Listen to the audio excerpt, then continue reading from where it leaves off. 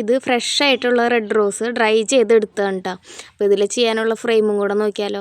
ഇത് 6x8 വരുന്ന ഒരു ചെറിയൊരു ഫ്രെയിമാണ് കേട്ടോ. അത് ബഡ്ജറ്റ് ഫ്രണ്ട്ലി ആയിട്ട് ചെയ്യാൻ പറ്റുന്ന ഒരു നല്ലൊരു ഫ്രെയിമാണ് കേട്ടോ. അത് കാണാനും നല്ല ഭംഗിയാണ് ചെയ്ത് കഴിയുമ്പോൾ കേട്ടോ. അപ്പോൾ ഞാനിതിൽ ഒരു ഫോട്ടോയാണ് കേട്ടോ ആഡ് ചെയ്തിരുന്നത്. പിന്നെ ഇതേപോലെ ജിപ്സം ഫ്ലവേഴ്സും റെഡ് റോസും ആണ് കേട്ടോ അതിലുണ്ടായിരുന്നത്.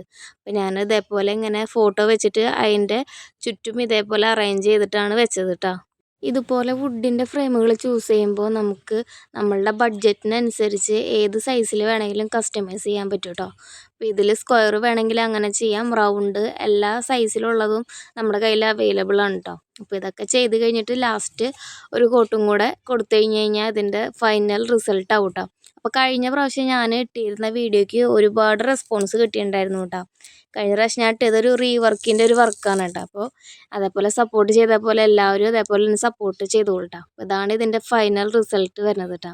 അപ്പോൾ ഇതേപോലെ ആർക്കെങ്കിലും ചെയ്യാൻ താല്പര്യം ഉണ്ടെങ്കിൽ ഈ കാണുന്ന വാട്സപ്പ് നമ്പറിൽ കോൺടാക്റ്റ് ചെയ്യാം കേട്ടോ. ഓക്കേ.